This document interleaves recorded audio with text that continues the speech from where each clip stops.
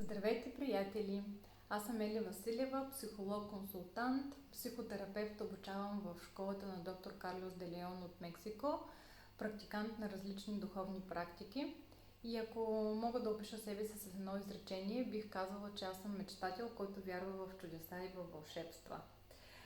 Записвам това видео, защото искам да ви поканя в групата за терапевтични и медитативни практики, която започва този петък, в 7 октомври от 19:15 в залата на Йога Студио Марея. Моята идея и моето желание е да създам едно пространство, където всеки от вас може да дойде и да се докосне до знанията и техниките на съвременната психология и съвременните духовни практики. Знам, че живеем в много сложни времена, нивото на стрес е много високо.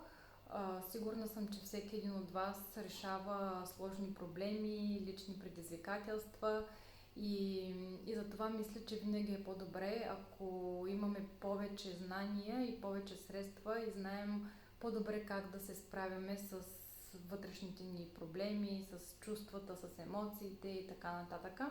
Затова реших, че е хубаво да съществува това пространство. Още повече, че в България не е много популярно да ходим на терапевт и да имаме лична терапия. Затова си мисля, че ако съществува това пространство и съществуват такива групи, за хората ще бъде по-лесно и удобно да дойдат, да видят какво е това, да опознаваме себе си и да видят дали е за тях или не е за тях.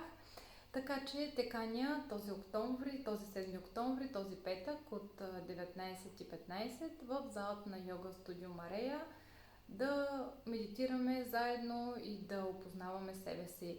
Можеш да намериш линк за повече информация и за това как да се запишеш в коментарите на видеото. Благодаря ти, до скоро! Чао!